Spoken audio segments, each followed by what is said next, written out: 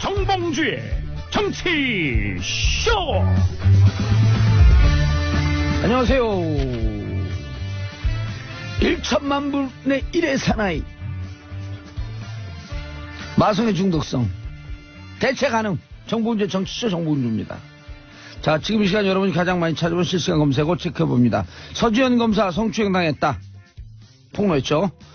검사로 지목된 안태근 검사 어서 많이 들어보던 국정농단 사태 때 검찰국장 돈봉투 사태의 주인공 연수원 20기 서울대 8호학번 소년급제 우병우 직계 기억하고 있겠다. 너의 만행을.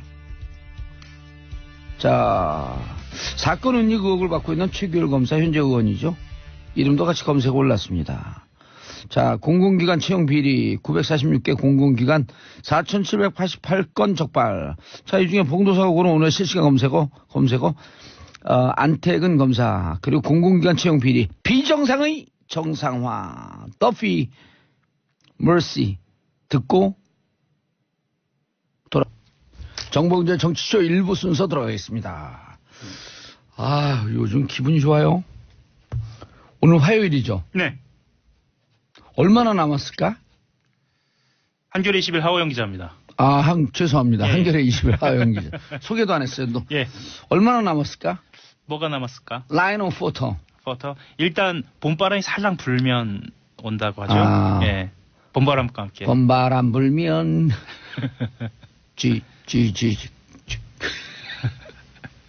하수관도 녹고 그때 그렇죠. 되면 예. 네. 경칩 때문은 개구리가 나오잖아요. 그렇죠. 경칩 때 개구리가 나오면 온갖 그 지저분한 짐승들은 다시 어디론가 들어가고. 그렇죠. 이렇게 오랫동안 해도 마이크를 못 찾아요. 그거 참 답답하다. 노력을 많이 하겠습니다. 네. 자, MB 국정원 대북 공작금으로 김대중 노무현 비위 뒷조사했다? 가지가지 했죠, 정말. 대북 공작금까지 건드렸다는 겁니다. 어허. 예. 검찰이 이명박 정부 시기에 거액의 대북 공작금을 유용해서 김대중 노무현 전 대통령의 풍문을 수집해서 정보를 보고한 혐의로 최종업 전 국가정보원 3차장과 김승현 전 대북공작국장의 구속영장을 청구했습니다. 예. 이 사람들이 한 행위를 보면 진짜 입이 떡 벌어지는데요. 일단 드러난 것만 10억 원이 넘습니다. 서울중앙지검 특수 2부에서 밝혔는데요. 김대중 전 대통령과 관련돼서는 미국 비자금을 추적한다면서 담당 업무와 전혀 상관없는 사안에 대해서 대북 공작금을 썼고요. 예. 노무현 전 대통령과 관련해서는 노무현 전 대통령의 비리를 잘 알고 있는 측근을 해외에서 데려오겠다고 하면서 필리핀 당국에다가 뇌물까지 주면서 그 측근이라고 하는 사람을 추방 형식으로 국내에 데려와서 소환 조사까지 했습니다. 물론 혐의가 없음으로 드러났습니다. 작전명도 웃겨요. 작전명이 데이비슨하고 연어인데요. 데이비슨은 김대중 전 대통령의 이니셜 DJ의 첫 글자 따서고요. 연어는 퇴임 후 고향 마을로 돌아간 노무현 전 대통령의 인생 역정, 인생 과정을 비유해서 그렇게 지은 것으로. 연어의 회귀. 예. 그렇게 돌아갔다. 태어난 곳으로 돌아간. 예. 그리고 이곳에 혹시 이명박 전 대통령 주위에 계신 분들, 이명박 대통령하고 연락하시는 분들이요. 이 방송 들으면서 이렇게 얘기해서 이런 게 정치보복이에요. 이런 그렇죠. 게. 예. 그리고 뭐 눈에 뭐만 보인다고요. 본인들이 정치보복하니까 지금 비정상의 정상화 범법자 잡는 걸 정치보복이라 그러는 거예요. 그러니까 정상적으로 대북 공작이라든가 해외 공작을 벌였어야 할 요원들까지 이렇게 대대적으로 음성적으로 얼마나 작전명도 조롱스럽게 했어요. 그렇죠. 데이비슨. 예. DJ 한번 알아볼까 봐. 예. 왜? 대충 그러지. 대추 뭐 이렇게. 대충. 예. 연어. 씁쓸합니다. 예. 다시 말씀드리지만 여기에 쓰인 돈은 세금이고 아니라니까요. 귀하게 쓰이라는 대북 공작. 예. 허용 돈이라니까요. 정봉주 돈이고. 그렇죠. 제 돈이죠. 그럼요. 무슨 자꾸만 세금이라 그러면 남의 돈 같아요. 그렇죠. 하호영 돈이고 정봉주 돈이고 정한성 돈이고 전문수 돈이고 정택 돈이고 누군지 모르죠. 예, 정한성. 우리 여기 다 관계자들. PD. 예. 예. 보통 이제 매달 따면 그러잖아요. 네. 감독 누구누구 감독님께 감사드립니다. PD 누구누구께 감사드립니다. 그래서 예. 이름을 쭉 얘기해 주는 거예요. 아, 정한성 PD, 천문수 CP, 정태익 본부장. 이분들의 돈이에요. 이 돈 그렇죠. 찾으러 가야 돼 우리. 봄이 되면 꼭 찾을 수 있을까요? 예. 영치금에서 뛰어야지. 예. 나쁜 사람들이다 진짜. 나쁜 사람들입니다. 정말 나쁜 사람들이다. 아주 나쁜 사람들이다. 검찰은 아예 네. 이게 개인 행동이 아니고 국정원 차원의 문제다라고 아주 분명하게 얘기했습니다. 네. 그리고 대북 공작금 자체를 특정 정치인의 비위나 풍문을 하기 위한 목적으로 쓴 것은 그 자체로 불법이다라고도 네. 분명히 밝혔습니다. 이거 어떻게 해야 됩니까 이 사람들을. 지금 검찰에 조사 들어간 거죠? 예. 그런데 어쩔 수 없이 수사는 확대될 것으로 보입니다. 예. 불법 정치 개입이 단순히 이 한 DJ나 건만이 아닐 테니까. 그렇죠. 아. 예. 여론을 들여다 보면은요, 예. 한명숙 전 총리 같은 경우에도 사찰 당하지 않았느냐라는 이야기도 나오고 있습니다. 저는 760건의 그 대법원 문건 나오잖아요. 예. 제 재판과 관련한 한 기록이 거기 있을 것 같아요. 네. 재판 날짜를 어디로 하고 예. 그 배정을 이쪽으로 바꾸고. 지금 이 말씀하시는 거는 대법원 블랙리스트를 말씀하시는 대법원 거죠? 블랙리스트에서 재판에 관여돼 있을 기록이 있을 것이다. 그렇죠. 그것도 조사해야죠. 그렇죠. 김명수 대법원장 조사해라고 얘기해야죠. 지금 국정원 말씀하시다가 예. 대법원을 말씀하셨는데 다르지 않아요. 그래서 정말 어이가 없기도 하고 답답하기도 하고. 그러면. 예. 그리고 아까 우리가 오늘의 지금 실시간 검색어 서지현 검사. 예. 이거 당사자가 안태근 검사. 예. 전 장 국장이죠. 출신이죠. 예. 예. 법무국장 출신. 그렇죠. 요분 뭐 메모 갖고 얘기할 건 아니지만 좀 이상하더라고요. 저 인상이 제가 초기에 있잖아요. 아, 그래요? 근데 안태근 검사가 8년 전에 했어요. 이 서지현 검사가 8년 동안 가슴에 안고 있었어. 얼마나 가슴이 아팠겠어요. 아, 그렇죠. 그러면 안태근 검사 누가 수사합니까? 수사할 사람이 없어요. 검찰을 검사를 어떻게 수사해? 평검사가. 그래서 필요한 게 공수처가 필요한 거예요. 예, 그렇습니다. 공수처가 이래서 필요한 거예요. 맞습니다. 서지현 검사라고 하는 한 여성 검사의 인권을 살리기 위해서 한 여성 검사의 인권은 곧 우주의 인권이다. 우주의 인권이다. 그러면. 예. 에이, 참 나쁜 사람들이다 진짜. 어떻게. 그리고 노무현 대통령 죽음으로 몰아놓고 그러고 나갔고. 연호라는 작전명도 그래서 그러니까요. 뭔가 좀 슬프네, 슬퍼. 씁쓸하죠. 고향 마을로 돌아갔고 농사 짓겠다고. 예. 다음 소식 전하겠습니다. 세월호 얘기입니다. 세월호 또 특조위 방해. 예. 아, 참. 그때 우리가 문제 제기했더니 다 어떻게 현실로 이렇게 돌아와. 그러니까 그랬을 것이다라고 얘기한 건 어김없이 현실이에요. 예, 우리가 이렇게 문제 제기하면서 우리가 스스로 반성하잖아요. 술 먹다가. 예. 우리가 너무 부정적으로 세상을 보는 것은 아니까. 혹시 우리가 하는 게 음모론이 아닐까 이런 그렇죠. 얘기도 예. 했었죠. 우리 그런데 너무 삐딱하게 세상을 사는 거 아닐까? 네. 하면서 우리 막 반성하고 울었잖아요. 안주가 들러와가지고. 그렇죠. 예. 당시 3년 전입니다. 예. 새누리당 원내수석 부대표였던 김재현 의원 그리고 안 끼는데 요즘 없습니다. 조윤선 전 정무수석 아, 나 감옥 가고 좀 안타까워했는데 안타까워할 필요가 없어요. 세월호에도 등장합니다. 그러니까 이 자식 이런 이 부모들 아우 우리 아들하고 똑같은 97년생. 97년생입니다. 예. 예. 벌써 97년생이니까 2018년이 넘었으니까 20살이 넘은 그렇죠. 나이가 되네요. 군대 갈 나이에. 예. 군대 작년서부터 군대 가기 시작했죠. 군대 가 계시죠? 그리고 실제로. 우리 아이는 코너링이 좋아갖고 의경 갔어요. 코너링이 좋아요. 우병우성 얘기도 뒤에 지금 해야 할 것 같은데. 예. 그리고 해양수산부 고위 관계자 이렇게 세 팀이 만났습니다. 세월호 특조위 방해 공작을 논의한 사실을 검찰이 확인했고요. 이것을 총지휘한 사람이 이병기 청와대 비서실장입니다. 저는 이것을 보면서 느낀 게 도대체 뭘 그렇게 감추려고 했을까. 그래서 청와대 비서실장까지 나섰을까라는 생각이 듭니다. 예. 구체적으로 좀 보면은요. 2015년 1월에 김재원 새누리당 원내수석 부대표가 세월호 특조위를 세금 도둑이라는 표현을 썼어요. 이게 프레임이 잡혔어요. 실제로 예. 이 세금 도둑이라는 표현이 프레임이 잡혀서 프레임이 딱 잡혔죠. 예, 보수 진영, 보수 언론에서도 이것을 세금 대대적으로 도둑. 인용을 예. 했습니다. 이 3자 회동에서는 조윤선은 또 뭐라 그랬나요?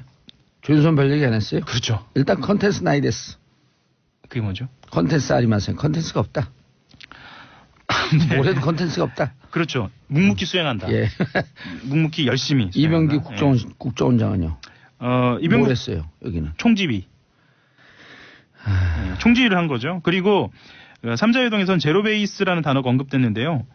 그때까지 세월호 특조위법에 따라서 해수부가 준비했던 특조위 인원과 예산을 대폭 축소해 집행하라는 의미, 그러니까 제로 베이스로 돌아가라라는 의미였다라고 검찰이 밝히고 있습니다.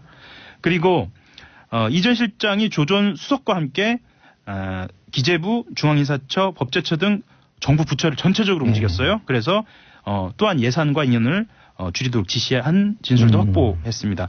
말하자면 특조위를 망가뜨리려고 했던 겁니다. 인원하고 예산이 움직였다는 건 그건 망가지는 거죠. 아니 그 생때 같은 자식 이름 부모의 심정을 생각하면요. 네. 이게 인간으로서 할 수 있는 짓이에요. 이게 악마의 짓이죠. 빅토르 위고 제가 유식한 얘기 잘 안 하려고 그러는데 빅토르 위고의 레미제라블을 보면요. 네. 나폴레옹이 몰락하는 과정을 빅토르 위고는 뭐라고 얘기하냐면 이유 없는 전쟁터에 가서 네. 자식을 잃은 어머니의 피 끓는 울음소리가 밤을 새우는 피 끓는 울음소리가 우주의 질서를 바꿔서 나폴레옹 중심의 세상을 무너뜨렸다. 이 자식 잃은 부모의 피 끓는 심정이 우주의 질서를 바꾸는 거예요. 302명이에요. 302명입니다. 이 한이 있으니까 세상에 촛불로 연장이 되고 2014년 4월 16일서부터 그때서부터 2016년까지 이 3년 동안 촛불이 이어지는 겁니다. 그 촛불로 결과되는 거고. 국민들의 마음도 움직였죠. 그럼요. 예. 우주의 질서를 움직이는데 자식을 잃은 부모의 피 끓는 심정. 나쁜 사람들이에요. 참 나쁜 사람들입니다. 이건 정말 나쁜 사람들입니다. 실제로 새누리당이 추천한 특조위원도 이 발언 그리고 이 회동 직후에 기자회견을 열기도 했습니다. 그래서 정체불명의 불법 유령 조직인 세월호 조사위 설립 준비단은 즉각 해체해야 한다라는 뭐 이런 이야기도 하고 그래서 그때 마음이 아팠던 기억이 저도 나네요. 이거 보고 세월호 가족들이 얼마나 또 속상했어요. 그래도 힘내고 진실과 정의가 살아날 때까지 싸우셔야죠. 또 다른 특조위 그리고 진상 파악은 이제 시작이다. 라는 이야기도 됩니다. 이기 특조위가 이제 곧 시작하죠. 예. 자, 한겨레 20일 단독 군사이버사 작전명 레드펜. 빨간 펜입니다. 온라인 블랙리스트 만들어 작전 펼쳤다. 예. 지금까지 등장한 그 사이버사령부와 관련된 보도는요. 말하자면 여론 동향, 조성과 관련된 겁니다. 그러니까 정치 개입을 하는 과정에서 어떤 의견들, 진보적인 의견들을 댓글을 달아서 보수적인 의견으로 보이게 하거나 아니면 진보적인 의견들에 대한 공격, 의견에 대한 반대를 펼친 건데 이것은 블랙리스트처럼 실제로 리스트를 만들어서 직접적으로 공격하는 겁니다. 그러니까 민간인을 사이버상에서 직접 공격한 겁니다. 이게 또 다른 국면이네요. 또 다른 국면입니다. 사이버사의 댓글 작전. 온라인 블랙리스트를 만들었다. 작전명은 레드펜. 명단 나오나요? 일부가 나왔습니다. 일부가요? 일부가 나왔는데 그 일부가 뭐냐면 지난해에 기억하실지 모르겠는데 33명의 유명인들. 이 사람들이 레드펜 작전에 해당됐다는 겁니다. 전 들어갔어요? 안 들어갔어요? 그때 들어갔죠. 그때 들어갔나요? 기쁘다. 레드펜 되셨네. 그런데 안 들어가면 창피해요. 그런가요? 당시에 기억나실지 모르겠는데 이효리 가수도 있었고요. 이승엽 야구 선수요? 있었고 박원순 시장도 있었고 지금 문재인 대통령도 있었습니다.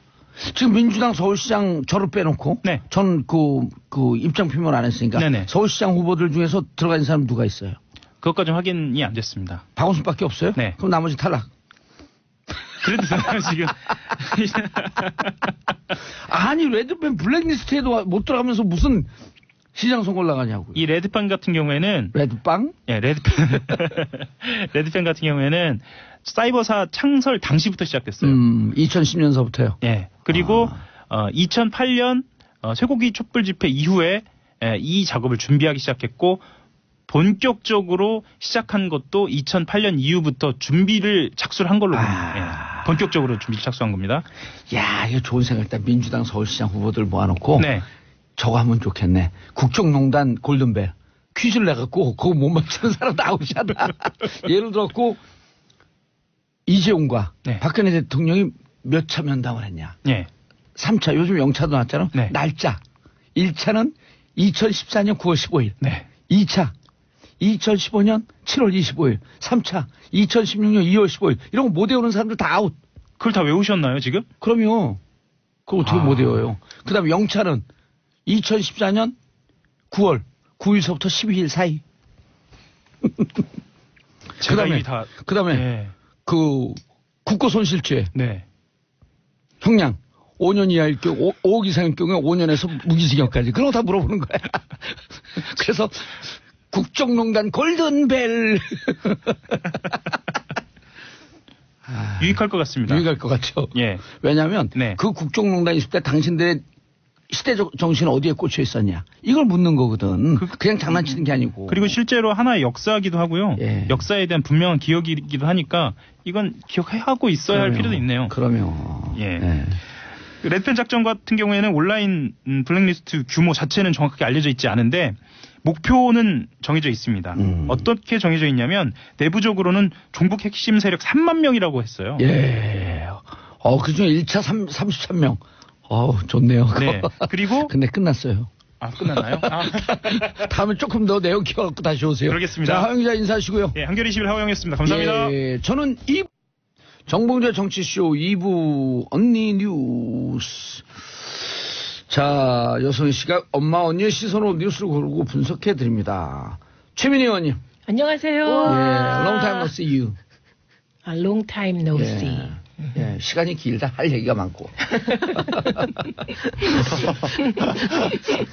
자, 양지열, 양언니, 양 변호사님. 이거 소개 멘트 좀 바꿔주시면 안 돼요? 엄마 언니 시선으로 하는데 그 다음에 제가 나오는 게 이상하잖아요, 자꾸. 그래요? 근데 양지열 변호사님 2주 만에 보니까 예. 훤해지셨어요. 갑자기. 잘생기셨죠. 빛이 막 나요. 왜 그래요, 갑자기? 아니, 왜 그러세요? 그냥- 예. 그죠? 오늘 메이크업도 안 했는데? 근데 남자처럼 생겼죠. 목소리도 남자 같고. 맞아요. 근데 훤해지셨어요. 예, 훤해지셨어요. 조용히 있겠습니다. 너 샵 어디 다니니? 예.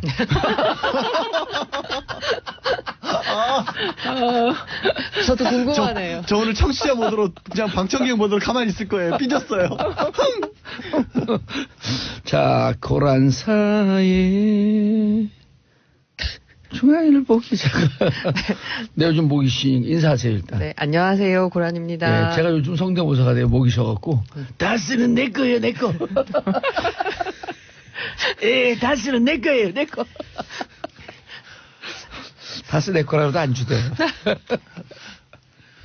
자, MB 정부의 공작 도대체 어디까지 왔냐? 공작명 연어? 공작명 데이비슨?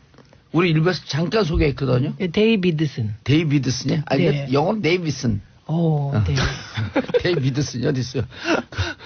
한국말로 풀어서. 예. 예, 근데 이게. 들어가시기 전에 예. 일부 뉴스 브리핑 때 온 문자예요.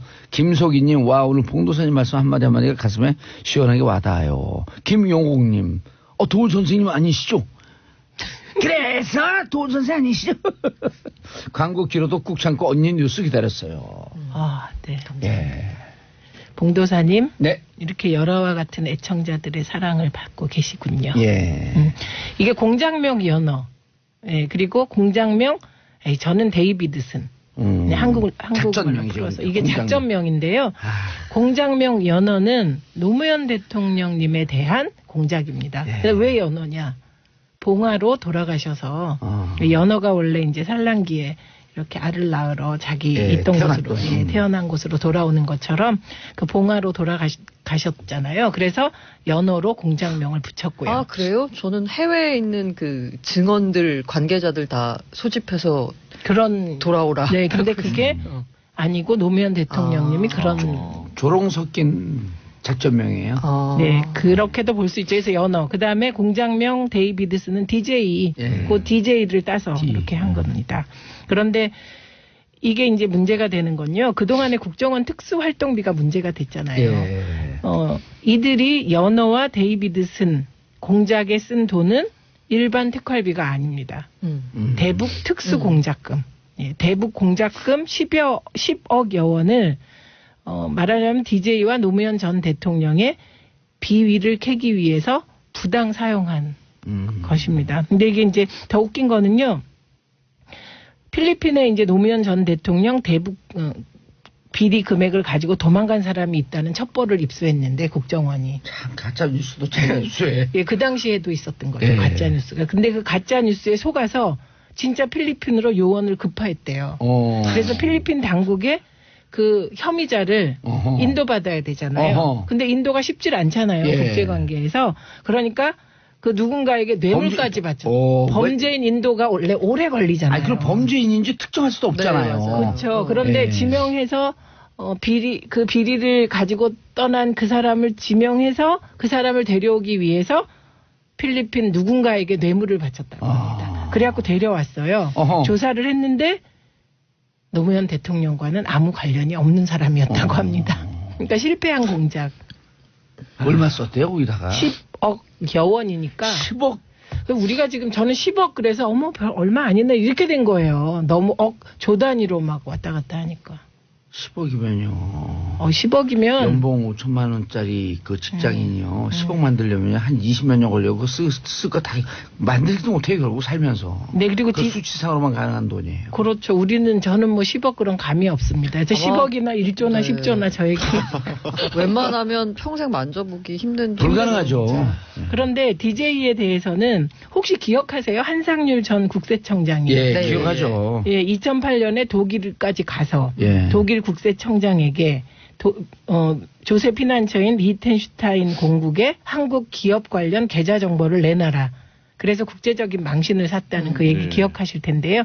이 사건이 나중에 주성령 박주원 진실 게임으로 최근에 난리가 나기도 했죠. 그러니까 국세청장은 DJ 비자금을 캐기 위해서 독일로 날아갔고 그다음에 국정원은 미국에 DJ 비자금이 있다는 또 첩보를 입수하시고 조사를 만방으로 해보았으나 이 또한 사실무근으로 결론이 났다고 합니다. 그러니까 저는 이번에 요 MB 정부 공작을 보면서 확실한 게 밝혀진 게 그동안에 DJ 비자금 온갖 소문이 다 있었잖아요. 그 소문의 진원지가 결국은 국정원이었고 또 그 소문을 잠재워 준 것도 역시 국정원이었다. 예, 그래서 이게 국고 특수 대북 공작금 10억 여원을 쓰고 노무현 대통령과 DJ의 그 무고를 증명해준 국정원 공작 되겠습니다. 참 잘했어요. 똥구멍이 5개. 그래도 잘했죠. 예, 네. 그리고요. 그 한겨레 20일 특종인데 군사이버사령부가 네. 온라인 블랙리스트를 만들잖아요. 33명이 저 들어갔어요. 또 예. 아니 근데 그게 작전 실행만 나왔는데 그 블랙리스트를 만들었다라고 하는 걸 이제 막 나왔어. 블랙리스트를 만들었다. 온라인상에 이거는 이제 3만 명. 군 사이버 사령부가 사부가 만든 블랙리스트고 지금 그건 뭐 문체부 블랙리스트 뭐 또 사법부 그렇죠. 블랙리스트 블랙리스트 많은 다양한 거죠. 블랙리스트 예, 중에 근데- 또 하나가 또 나온 거예요. 근데 이거는 왜냐면 국정원 참 잘했어요. 근데 네. 그 군사이버사령부 블랙리스트 작전명은요. 네. 빨간 펜. 빨간 펜 동그라미. 그래서 제가 국정원 참 잘했어요. 빨간 펜 동그라미 5개. 근데 이게 아, 지금 죽겠다, 진짜. 우리 애청자들께서도 블랙리스트가 너무 여러 개 나오다 보니까 너무 헷갈리실 정도가 된 것 같고 국정원의 특활비 건도 이게 너무 많이 나오잖아요. 여기저기서 문제되는 게. 그리고 주진우 기자는 고발 당했나요?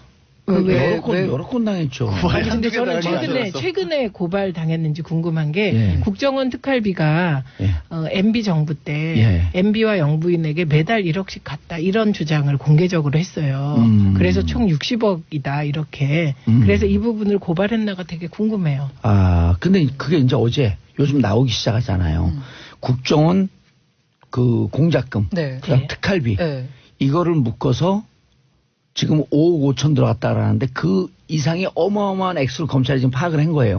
그래서 김윤옥 씨와 MB에게 직접 들어갔다. 그리고 이것을 원세훈이 직접 전달했는데 경우에 따라서는 이병채 부인도 여기에 전달책이다. 아, 그 펜트하우스 주인. 그렇죠. 펜타스 주인. 이게 우리가 지금 그 몇 주 전서부터 얘기했잖아요. 여기로 끝나지 않고 지금 의혹은 우리한테 들어온 제보는 이 돈이 해외로 나갔다. 그래서 스탠포드에 간 200만 불은 빙산의 일각에 불과하다. 그걸 제가 오늘 페이스북에 썼어요. 공개하셨어요? 그래서 빨간 펜 받았어요? 이미 받으셨어요? 빨간 펜이잖아요. 아니 근데 여기서 대목이 중요한 게 10억을 계산해봤어요. 제가 한 달에 얼마씩 저금해요, 고란 기자님? 저 사실 대출 많이 받아서 빚갑니다. 아니 예를 들어 우리 직장인들이 부부가 같이 직장 생활에도 200만 원 적금하는 사람 없잖아요. 없어요. 힘들어요. 없죠. 특히 애가 생기면 200만 원씩 적금을 한 걸 10억을 만들기 위해서 200만 원씩 적금을 했어요. 그랬더니 44년이 걸려요. 그런데 44년 동안 실업 상태가 한 번도 없어야 되잖아요. 그렇죠. 그리고 그래서 너무 많았고 150만 원 줄였어요. 적금을. 그랬더니 55년 걸려.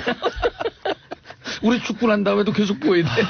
근데 저는 그 영화 1987 보셨잖아요. 네. 영화 1987 보면 거기 이제 주요 사건이 그 당시 대공처장이 물론 경찰 소속입니다만 김대중 전 대통령을 종북으로 몰기 위해서 간첩단을 그때는 간첩이요. 간첩으로 몰기 위해서 간첩단을 조작하려고 애쓰는 게 그 사건이었잖아요. 박정원이가요. 박정원 대공처장이 똑같은 비슷한 일이잖아요. 너무 김대중 대통령의 비위를 캔답시고 국정원을 풀었을 때는 똑같은 일이고 그렇죠. 또 1987 보면 장세동 역할을 맡은 문성근 씨가 맡아서 하필은 문배우님은 근데 잘 어울리시더라. 근데 어머 워낙 연기를 잘하시니까요. 그러면 안기부장이 호텔 스위트를 앉아놓고 거기서 돈가방 쌓아놓고 돈 나눠주면서 여러 가지 공작시키잖아요. 대공처장도 거기 불려가서 원세훈 전 원장도 호텔 스위트룸 1년 빌려 썼다는 거 아니에요. 그러니까 영화 그게 1987에서 수십억이랬잖아. 네, 스위트룸이. 1987에서 했던 게 2009년에도 지금도. 그대로 했던 거예요. 비슷한 맥락으로 똑같잖아요. 예. 이게 뭐예요 이게? 근데요 스위트룸은 어떻게 생겼나? 뭐 설탕 뿌려놓은 거 아니까? 룸에다 설탕 아니 영화 안 보셨구나. 영화 보면 아니 근데 보통 그거는 일부분인데 영화에서만 봤지 실제로 못 봐서 호텔방인데 호텔방은 봉전 보통 큰 침대만 호텔방 있는데 봉전 영화에 아니고. 보면 로비가 있잖아요. 로비가. 스위트룸이요? 네. 설탕 뿌려져 있지 않을까? 아니 근데 아침에 이 스위트룸 얘기 나왔으니까 네. 옆으로 살짝 세면. 세면 스위트룸이 S잖아요. 네. 최순실도 S니까 최순실이 스위트룸에 자주 갔을 것 같잖아요. 아니 그럴 그건 것 무슨 같아요. 예? 저는 그럴 것 같아요. 그럴 것 같죠. 그리고 네. 또 말씀을 하고 S로 시작하는 호텔이 있을 거 아니에요. 그렇죠? 네. 여기에서 네. 방산 비리가 이루어졌어요. 에? 뭐, 이것도 그거 갑자기 지금 제가 추적하고 있는 건데 여기서 네. 무기회사 있잖아요. 네. 미국에. 네. 그 사람을 하나밖에 만났어요. 없잖아요. 그런 소문은 많이 있었고. 아니 그 사람을 만났어요. 그러니까 그 만난 거 사진으로 봤어요. 어? 누군가가. 지금요. S가? 네. 마치 S가 직접이요? 암호가 막 나오는 것 같아요. 우리도 이제 작전 연어 그런 거 청취자분들 헷갈려요. 왜요? SK. 아니 제가 그 간단해요. 방산 비리를 지금 이 검찰에서 하나도 못 건드리고 있거든요. 예. 근데 우리가 방산 비리를 또 추적하고 있다. 근데 사진을 보셨다고요? S가 거기 있는? 그럼요. 그런 거. S가 S에서 R을 만나는? R을 만나는. 예. 어. 그런 근거 없이는 우리가 안 그거 움직이죠. 어마어마한 사건인데 그래서 그러면. 그때 최순실 사태 나왔을 때도 진짜 큰 줄기는 방산에 있는데 이 부분을 어떻게 밝히느냐가 문제다 뭐 이런 얘기가 제가 그 얘기해 나왔었는데. 줬잖아요. 노승일 씨가 정유라를 만났더니 야 누구 친해? 그다음에 그 법무장관 누구죠? 황교안 친해? 그랬더니 웃기는 소리 하고 있네. 정유라 표현이. 웃기는 소리 하고 있네. 독일에 있을 때. 네. 우리 아빠가 형님이라고 부르는 건 김관진 아저씨밖에 없어요. 김관진 국방부 장관, 안보실장, 정윤회. 어마어마한 얘기를 예. 하시는데. 아니 진짜. 지금 이 얘기를 갑자기 정권 교체가 됐다는 게 너무 실감이 되는 거 있죠. 그러면 이 얘기를 공중파 라디오에서 하고 계시니까. 그 그럼요. 실제로 실감. 아니 여기까지만 하고 우리가 추적 중이다. 그쵸. 네. 아니 제가 그 제2모 방송국에 가서도 한 얘기예요. 그러면 그 소문도 일정 부분 뭔가 있는 건가요? 단서가 그 최자매 일가 중에 아들이 예. 그 알사와 관계된 로비스트다라는 소문이 있었잖아요. 일단은 분명히 최 씨는 이제 나와요. 근데 이게 최 씨? 너무 방산 비리 너무 커서 네. 우리 이 정부 내 그 적폐 세력을 걸르고 그래도 방산 비리와 연결되어 있는 뿌리는 잘 끄집어내지 못하는 거예요. 이상하게 방산 비리는 문재인 대통령께서 강도 높게 비판했잖아요. 네. 이건 예. 반역이라 그랬나 뭐라 그랬죠? 예. 국가를 완전히 무너뜨리는 거. 근데 방산 비리 수사를 못 하잖아요. 그만큼 뿌리가 깊은 거예요. 제가 1월 4일 날 제2모 방송국에 가고 MB는 특활비로 무너집니다. 그렇게 예견을 했어요. 왜냐면 그때도 우리는 알고 있었으니까. 노스트라다무. 알게 추적을 하고 있었으니까요. 아니 노스트라 봉이라잖아. 봉스트라다무스. 봉스트라다무스. 그리고 제가 또 네. 그리고 2주일 있다가 네. 앞으로 여성 이름이 2명이 나올 겁니다 그랬어요. 김윤옥 나왔잖아요. 네. 곧 이병철 나올 거고. 그러고 보니까 진짜 그런 말씀 하셨는데 그때는 그냥 뭐지? 라고 오늘 했는데. 저도 하나 얘기하는 게 있어요. 그 시작할 얘기요. 때 네. 얘기를 했죠 이미. 방청객 무드로 돌아서겠다 그러는데 오늘 그래야 될 것 같아요. 계속 말씀. 전이 귀여워 죽겠어. 깨물어 먹고 싶어. 그리고 아침에 제가 뉴스 보다 보니까 예. 동아일보 단독이었는데 그 이현동 전 국세청장이 국정원으로부터 수천만 원의 특활비를 받으면서 이렇게 뒷조사를 해줬다고. 그렇죠. 네. 그러니까 이게 진짜 이 비정상의 정상화 어떻게 돼요 이게. 예? 자, 3480님 노무현 대통령 너무 좋아했는데 듣고 있으니 소름 끼쳐요.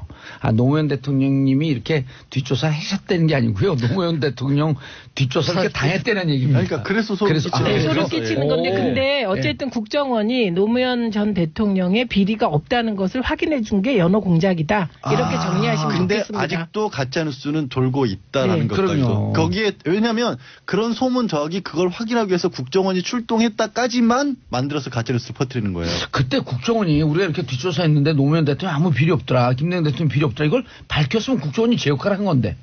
그럴 리가 없죠. 그럴 리가 없어요. 이 연호 공작이나 데이비드슨 의도가. 공작을 공작을 진행하게 된 것이 촛불 집회 이후 네. 그리고 그 과정에서 광우병. 광우병 파동으로 MB 지지율이요 그냥 떨어지니까. 폭락하죠. 아, 8% 그러니까 10% 이렇게. 민주개혁 진영에 흠집을 내기 위해서 네, 시작한 공작 뒷조사를 했나 드립니다. 그랬어요. 그 사람들이 이상한 사람들이 다 나를 뒷조사를 하고 있고. 그러니까 진보 개혁 진영, 민주개혁 진영이 이렇게 부정한 사람들이다 그렇죠. 라고 하는 걸 만천을 밝히려고 그러다 보니까 했는데 어머 이렇게 깨끗한 사람들이었어. 그러니까 결백을 증명한 사건입니다. 아니 지금도요. 그 가짜 뉴스에 뭐 문재인 대통령의 금괴를 뭐 갖고 이런 문수르. 예? 문수르. 문수르 진짜 우를 옆으로 하면 만수르가 되는 건데. 네, 그래서 우리가요 그 문수르 씨라고 막 돌아서 저희 금괴 하나씩만 나눠주세요. 예. 뭐라고 하시던가요? 금수저 하나만이라도 나눠주고 금수저 물구라도 좀 다녀보게. 그 있잖아요. 허허허 이렇게 웃으시는 거. 자 다음 뉴스 고란 기자님. 현직 검사 성추행 피해. 아니 사실 이게 안태근. 어머. 검찰국장.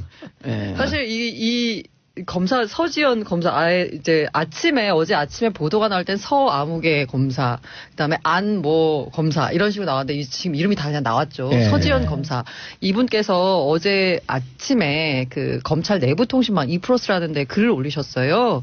그 미래 범죄의 용기를 주어서는 안 되겠다라는 간절함으로 이렇게 힘겹게 글을 쓴다라면서 본인이 날짜도 아주 적시하셨더라고요. 그러니까 그걸 8년 동안 용기 있는. 8년 동안 잊지 못하고 계속 갖고 계셨던 거잖아요. 2010년 10월 30일 한 장례식장에서 벌어진 일을 이제 글을 쓰셨는데 그러니까 저는 약간 이해가 안 되는 게 이 장례식장에서 이런 사람도 성추행이 많은데. 벌어진다는 거 상황이 잘 이해가 안 되는데 그것도 장례식에. 네.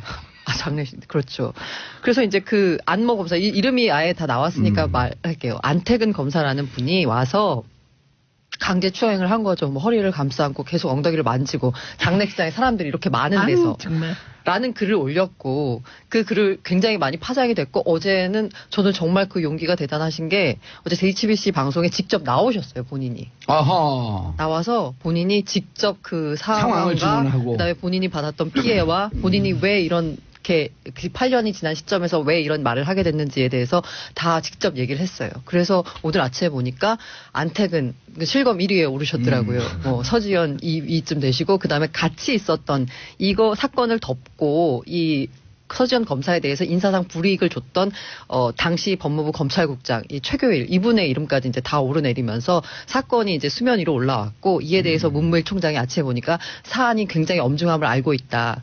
관련자를 확실히 처벌하겠다라고 아하. 이렇게 말씀을 하셨습니다. 지금 안태근 누가 좀 검색 좀 해주셨으면 좋겠는데 안태근 검찰국장 네. 그때 이제 그 돈봉투 사건 때문에 만찬으로. 돈봉투 만찬 때문에 지금 그만뒀어요? 네. 옷을 벗었어요? 검사 옷은 벗었습니다.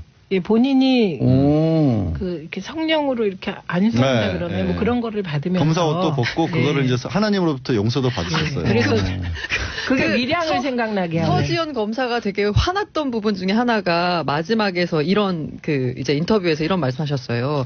가해자가 종교를 통해 회개하고 종교로 구원받았다 간증하고 다닌다라는 소리를 들었다.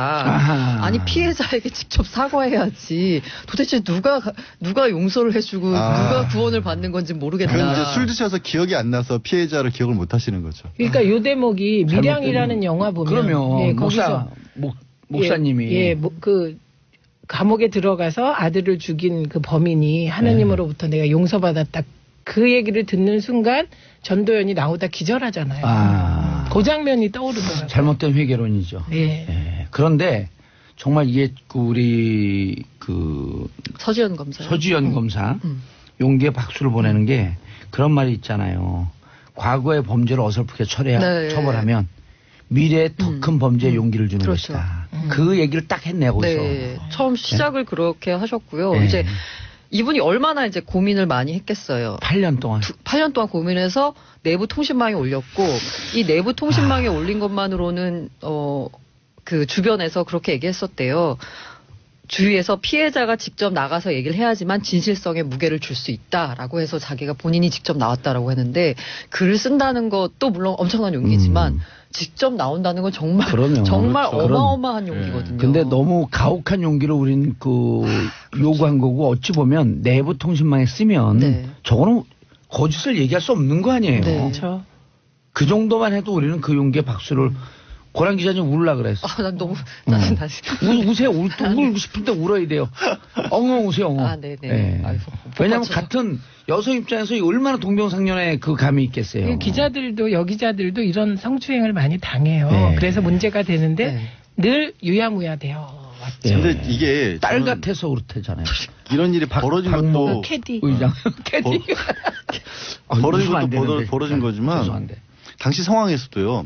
정말 몇 가지 황당한 정말 있을 수 없는 일이라는 게 그때 장례식장을 지적을 했지만 옆에 있던 사람들이 법무부 장관을 포함한 검사들이었어요. 다 보고 있었어요. 보고 있었는데 말리지 않았다는 거예요. 양절 언니. 예. 말리지 않은 얘기는 우리 3부에서 계속 하시죠. 네. 예. 벌써 끝났죠. 자, 광고 듣고 3부 돌아오겠습니다. 채널 고정하소서.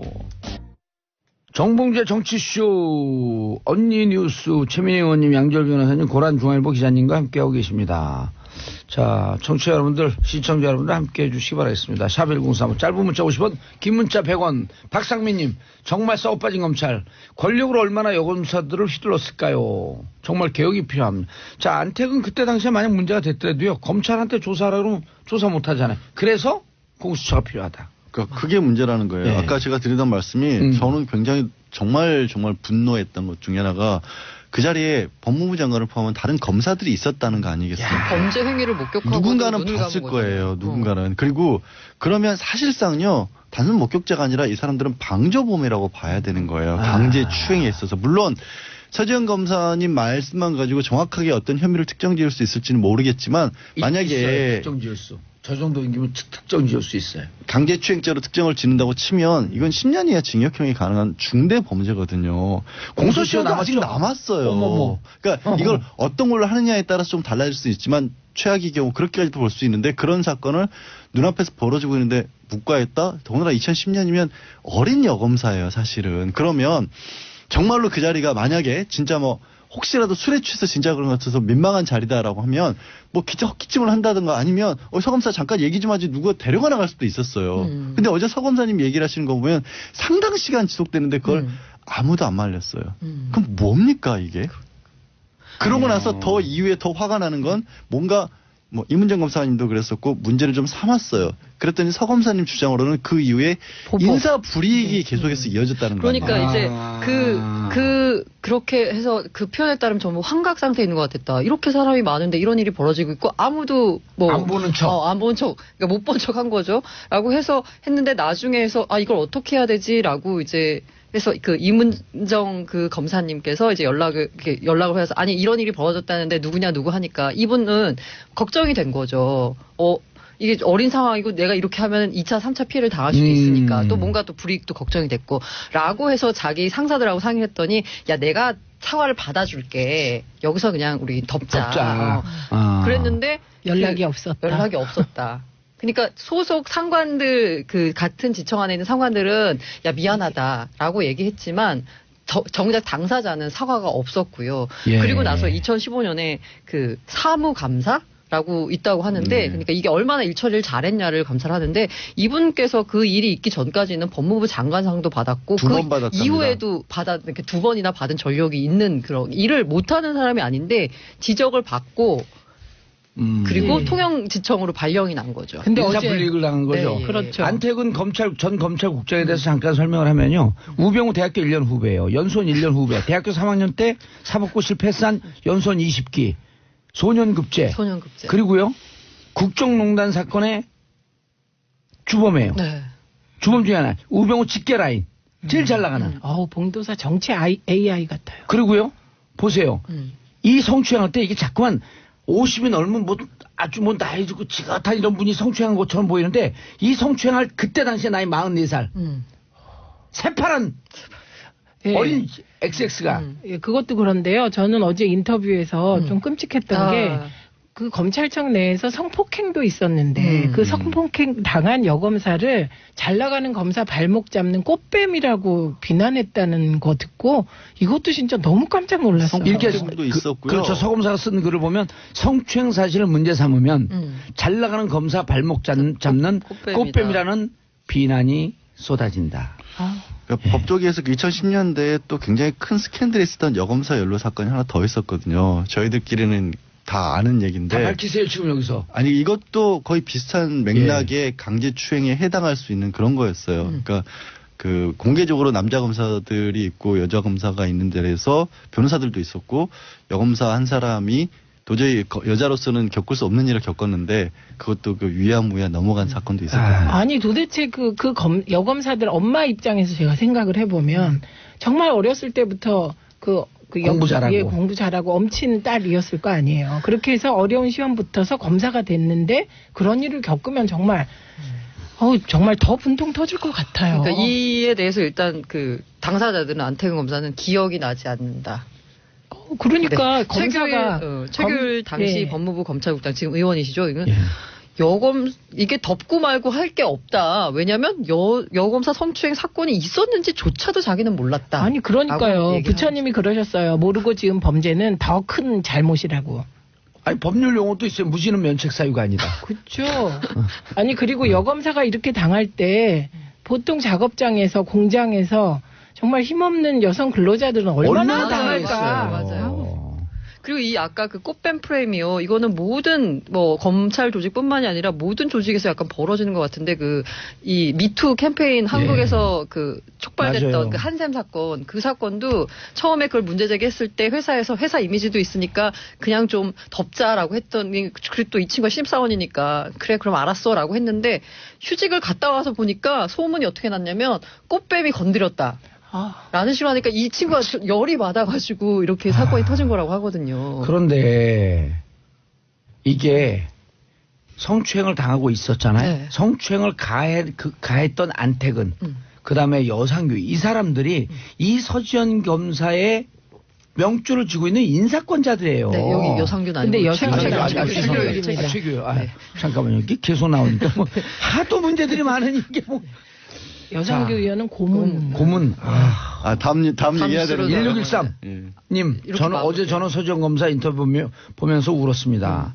오늘 말씀하면서 고란 기자도 울었어요. 서 검사님 절대 그만두시면 안 돼요. 국민들의 따뜻한 시선이 필요합니다. 이제 정상화되니까 많은 국민들이 여기에 따뜻한 시선을 보내주는 거예요.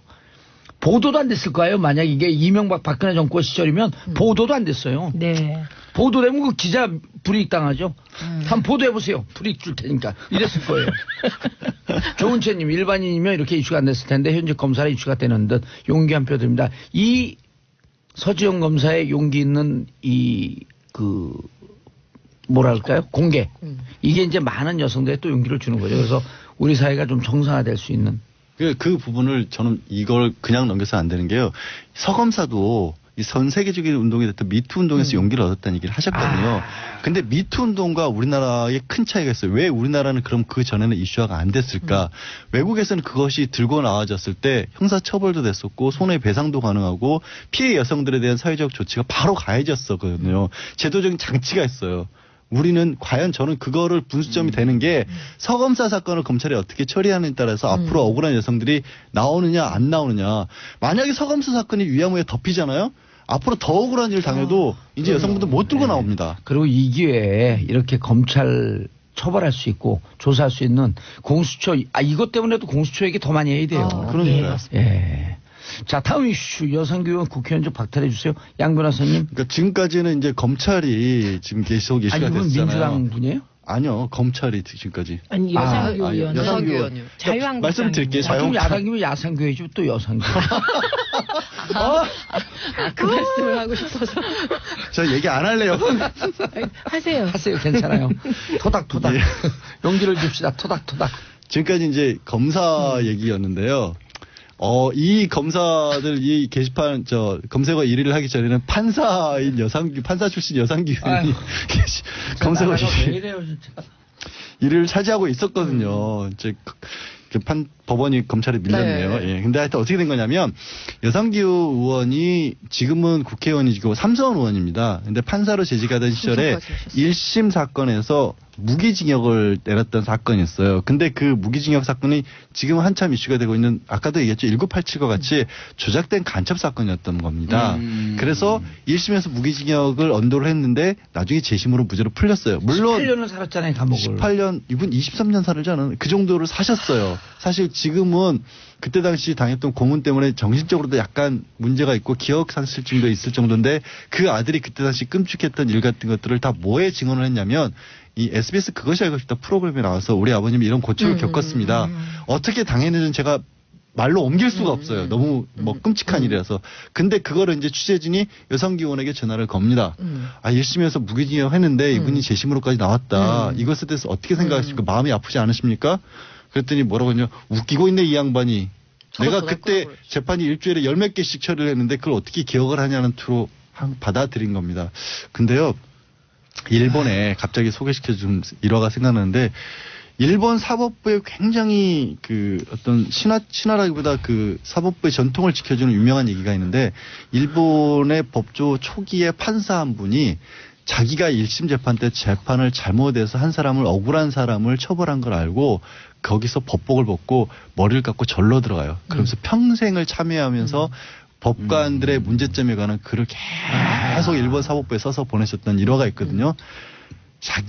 그렇게까지 바라지도 않아요. 재심인에서 무죄가 나왔다는 얘기는 그때 1심 법원이 잘못됐다는 거잖아요. 네. 근데 이분은 뭐라고 얘기를 하냐면 아니 재판이 너무 많은데 이게 고문 때문에 한 건지 내가 어떻게 하냐 이렇게 나오는 겁니다. 한 집안은 풍지박산을 내놓고 멀쩡한 사람이 20년 가까이를 근데 안태근 국장이나 그 여상규 의원 같은 사람들은요 머리 깎고 절에 들어가면 안 돼요.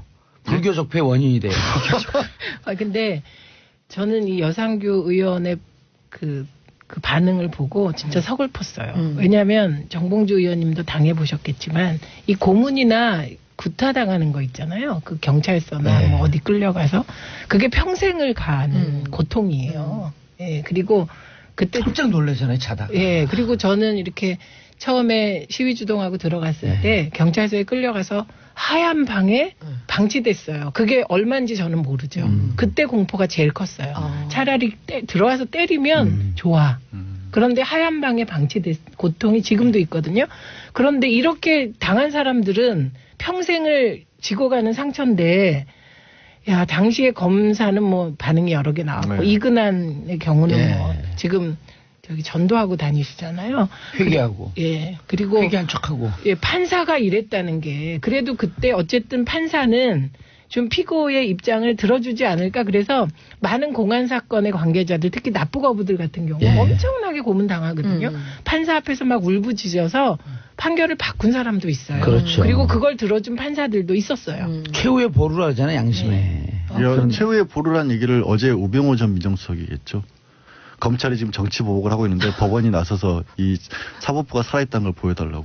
또 우병우가 적폐 표적 수사의 아주 대명사 아닌가요? 그런 거 잘하시는 걸로. 그걸 자기가 그렇게 한 것 때문에 이제 보복을 당하고 있으니 이제 법원이 나서서 나를 구제해달라고 어제 최후 변론에서 얘기했죠. 그건 마치 최순실 씨가 이 땅의 민주주의가 어디 갔냐라고 외치던 모습과 비슷하네요. 자, 고문 얘기는요. 저희 집안에도 이제 광주 사건 관련해서 고문을 당했고 지금 이제 유공자 얘기기도 한데 그분이 겪은 얘기를 해주시는데 이런 거예요. 요즘은 이제 지하철 자동 판매기지만 지하철 표 판매하는 분 있잖아요. 서울 올라오셔가지고 수십 년이 지났잖아요. 이미 이제 유공자로 소원도 받고 표 판매원이 자기를 고문했던 사람이랑 너무 똑같이 생겼더래요. 근데 그 순간에 그냥 거기 주저앉아서 움직일 수가 없더래요. 수십 년이 지난 뒤인데도 저 사람일 리가 없다는 걸 머릿속으로 아는데도 닮았다는 이유 하나만으로도 손발이 마비가 돼서 그냥 주저앉았대요. 거기 개차고에. 굉장히 강하신 남성분이거든요. 제가 말씀드린 집안 어르신이. 그럴 정도의 상처를 남기는 게 고문이에요. 아니 고문까지 안 가더라도요. 이렇게 밀폐된 공간에. 우리가 밀폐된 공간, 1평짜리 밀폐된 공간에 있으면요. 거기가 갇힌 곳이라고 하는 것을 느끼지 않기 위해서 벽에다 등을 안 대요. 그래서 문득 벽에 등을 대면 깜짝 놀래요. 근데 지금도 음식점 가고 벽에 등이 닿으면 깜짝 놀래요. 그리고 벽에서 등을 띄워요. 그런데 그 징역 살면서도 그런 거거든요. 근데 이 고문을 당하면 옛날에 그 민중문화운동 하던 선배들은 그 국정원을 끌려갔잖아요. 네. 근데 이분들은 예민하니까. 예술가니까. 아까 이제 최민희 의원은 하얀 방에 놓다 그러잖아요. 하얀 방에 놓아갖고 너무 이게 머리가 어지럽고 수도가 있으니까 수돗물을 틀면 하얀 물이 나와요. 네? 그리고 며칠 있다 빨간 방으로 옮기고 또 물을 틀면 빨간 물이 나와요. 파란 방으로 옮기고 파란 물이 나와요. 그리고 일주일 있으면 돌아버려요 다. 그런 고문을 당해요. 아니 상상이 돼요? 너무 놀라갖고 머리를 적시는데 빨간 방에 들어갔고 그러다 눈을 딱 떠니 피가 떨어지고 놀라갖고 기절했는데 보니까 빨간 물이 나오는 거예요. 그냥 색으로 고문하는 거예요. 고문이 아니라 사람을 그냥 미치게 만드는 거잖아요. 그리고 이 예술하는 사람도 민감해갖고 더 빨리 미치는 거예요. 그래갖고 미친 사람들이 많아요. 조현병 걸린 사람들 무척 많아요. 그래갖고. 아니 김문수 전 지사가 지금 뭐 자유한국 때문에 그랬잖아요. 그때 선어리온 사건으로 고문당하고 나오면서 완전 인간 백정이었다. 그 놈들은. 맞아요. 네. 근데 이제 그것이 알고 싶다고 화제가 된 이유 중에 하나가 그렇게 고문을 했던 사람들이 아직도 잘 살고 있는 사람들이 너무나 많다라는 거죠. 우리가 아까 이근한 정도는 고문치사로 워낙 징역형도 받았고 사회적으로 비난도 많았기 때문에 그 사람은 나름 고생을 했는데 나머지 사람들은 그 재심으로 억울한 일을 겪게 만든 사람들인데 국가에 공세웠다고 표창받았어. 서운 유공자로. 그러니까 고문한 사람도 고문 당한 사람들도 다 유공자랍시고 지금 혜택 받고 대중교통 무료 이용하고 뭐 대출 받고 이럴 때도 유리하게 작용하고. 김은태 의장님도 정기고문 받고 잠시 쉬고 있는데 고문하던 당사자들이 그리고 아이들 그 대학교 입시 학교 성적을 서로 말을 나누고 있는데 그 순간에 더 공포스러웠대잖아요. 악마의 일상성. 저 사람들도 악의 평범성. 마치 악마의 평범성. 그 얘기를 하는데 너무 무서웠다는 거예요. 아휴. 근데요, 제가 놀란 건 또 김기춘, 안강근 그리고 특히 황효여 의원도 판사. 비슷한 일을 하신 그렇죠. 거예요? 아니 그러니까 그렇게 고문 받아갖고 법조인 쓴 사람들이 고문받았다고 주장을 하는데도 외면한 거죠. 근데 황우여 그 의원은요 되게 부드럽고 평소에 만나면 그러셔요. 그래서 또 놀랐다니까. 그러니까 저도요. 개인적으로도 친하게 지냈거든. 또 황우여 이분이요 왜 그런 관계 우리하고 연이 있냐면 김근태 의장과 그 서울대 동기동창이에요. 그 친구예요 또 둘이. 그러니까 법원에서 판사들이 판단할 때 그때 당시 시대상이 비춰봤을 때 용기를 내서 이건 정말로 아니었다라고 말할 수 없는 경우들도 좀 있었으라고 저는 봐요. 누구나 그런 상황이 처해지니까. 그리고 실제로 만들어진 기록들 같은 경우 요즘보다도 그때는 피고인들을 잘 안 봤거든요. 그냥 기록만 보고 재판하던 시절이었으니까 그럴 가능성이 있는데 그것보다도 저는 위에서 그거를 실제로 엮어낸 사람들 있죠. 김기춘 전 비서실장 같은 경우는 간첩단 사건 몇 개를 만들어냈거든요. 본인이 지시했고. 그런데도 그 사람들은 모를 수가 없어요. 어떤 과정으로 이게 만들어지는지를. 법원의 판사들은 비겁하지만 눈을 감았다고 한다면 이 위선들은 위에서 눈을 뜨고 보낸 사람이래요. 아니 그때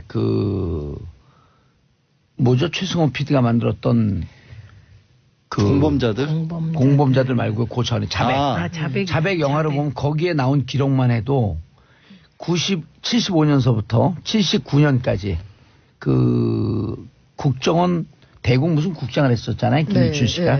그때 제일 유학생 간첩단 사건 조작한 것만 23건이에요.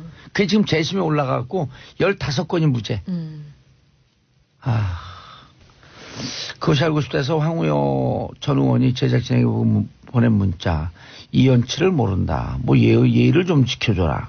지난 판결 내용이나 과정에 대해 판결로 말하는 것은 언급 안 하는 것이 지켜내려는 불문율입니다. 그럼 재심 청구는 왜 합니까?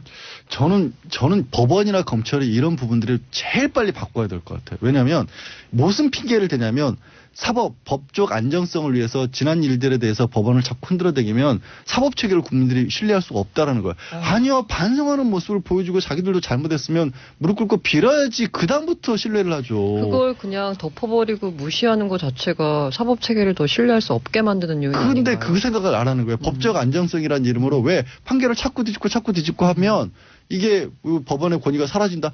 반대라는 거죠. 아니 고문이 일상적으로 그 저지러졌던 그 사회 사실은요. 아니에요?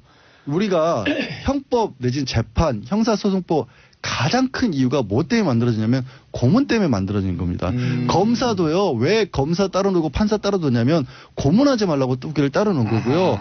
법정에서 우리 증인신문 하지 않습니까? 구두로 서류를 안 하고 증인신문을 하는 이유도 그 서류로만 꾸미다 보니까 꾸며내가지고 오기 때문에 증인신문 하는 거고요. 증거재판 하는 이유도 옛날에는 다 나오잖아요. 그 매우 차라. 진실 바른 대로 말할 때까지. 그래서 그걸로는 재판하면 안 된다고 하기 때문에 만들어진 기 때문에 지금 법이라는 것 자체가 어떻게 보면 고문과의 싸움의 흔적인 거예요. 그렇죠. 기록인 거예요. 그리고 지금 말씀하신 게 참여정부 때 사법개혁의 핵심이에요. 공판 중심주의. 예. 이현재 대법원장이 얘기했나요? 검찰의 공소장을 집어던져라. 아, 그거는 이현재 대법원장이 아니라 누구였었죠? 양승태 이전에 누구였죠? 예. 갑자기. 왜 이용환. 이는 맞아. 이 대법원장. 예, 하여튼.